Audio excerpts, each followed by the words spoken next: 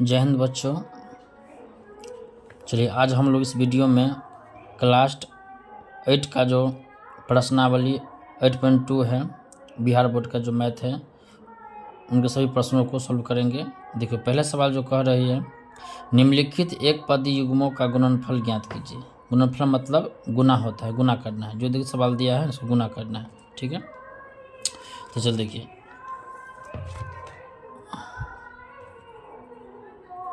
Question first कह रहा है गुणनफल। गुणनफल ज्ञात करें, ठीक है। तो गुणनफल में गुना, देखिए फर्स्ट सवाल है वह है 4,7p 4,7p इसको क्या करना है, गुना करना है। सोल्व करते हैं, है ना। 4 गुने 7p गुना करिए, 7 चौक कितना होगा 28p हो गया। ये आपका हो गया आंसर, ठीक है। दूसरा जो सवाल दिया है डेटा आपको सोल्व कर देते हैं, समझिए। दूसरा सवाल जो लिखा है -4p आपको मैं कितना है 7p इसको गुना करना है। देखिए -4p और गुने कितना 7p। देखिए इसमें सब लोग गुना, देखिए पहले चिन्ह का गुना होगा। ये जो माइनस है ना, तो माइनस प्लस क्या होगा, माइनस 7 चौक कितना होगा 28, कितना होगा p स्क्वायर, 2 का p होगा ना तो p स्क्वायर हो जाएगा, ठीक है। उसके बाद देखिए अगला जो इसका तीसरा सवाल है, देखिए तीसरा जो सवाल दिया है ना वो आपका है -4p, 7pq कितना होगा -4p गुने 7pq। देखिए माइनस माइनस के प्लस होगा माइनस, और देखिए यहाँ 7 जो कितना होगा 28 और p, 2 को p तो p स्क्वायर 1 q हो गया। तो ये आपको होगा 28p स्क्वायर q, ठीक है। चलिए देखिए इसी का जो चौथा सवाल है डिजिटल हम सोल्व कर दे रहे हैं। अगला सवाल जो है चौथा -4 4 प्लस है +4pq, p की पावर 3 यानी q कहा जाता है, माइनस में कितना है 3p, इसको मल्टीप्लाई करना है। देखिए 4pq मल्टीप्लाई माइनस में 3p।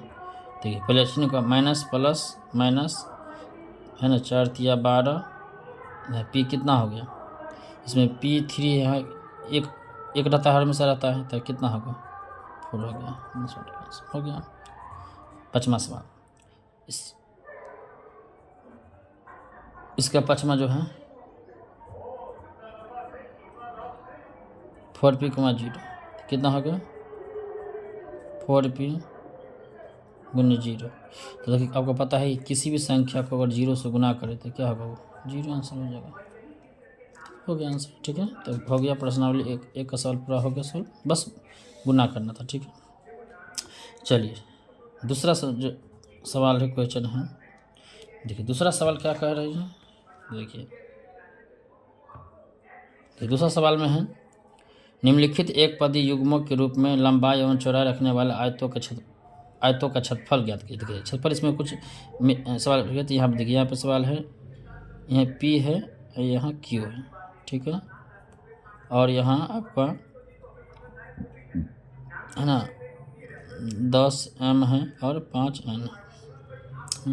यहाँ पर आपका 20 है ना, यहाँ पर 4x है, यहाँ 3 स्क्वायर, ये सब इधर ये समझिए। पहला हो गया लंबाई चौड़ाई, मैंने पहला लंबाई और चौड़ाई दी है, तो कहा आयत का क्षेत्रफल, तो आयत का क्षेत्रफल क्या होता है लंबाई गुने चौड़ाई, ठीक है। यहाँ क्षेत्रफल की बात किया गया। तो चलिए इसमें आपको जो सवाल है ना, हाँ इसमें निकालना है, तो पहले इसको थोड़ा बेसिक आपको याद रखना है ना।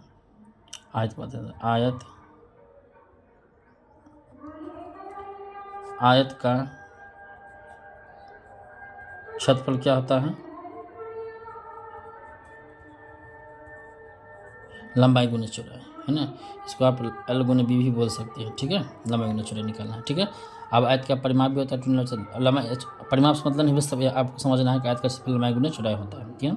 देखिए फर्स्ट का सवाल है, फर्स्ट नंबर दिया नहीं है, ऐसे आपको दे दिया है ना, कि पहला P है, Q है, मतलब समझिए लंबाई चौड़ाई है ना। फिर आपको दिया है 10m, 5n, फिर आपको दिया है 20x²,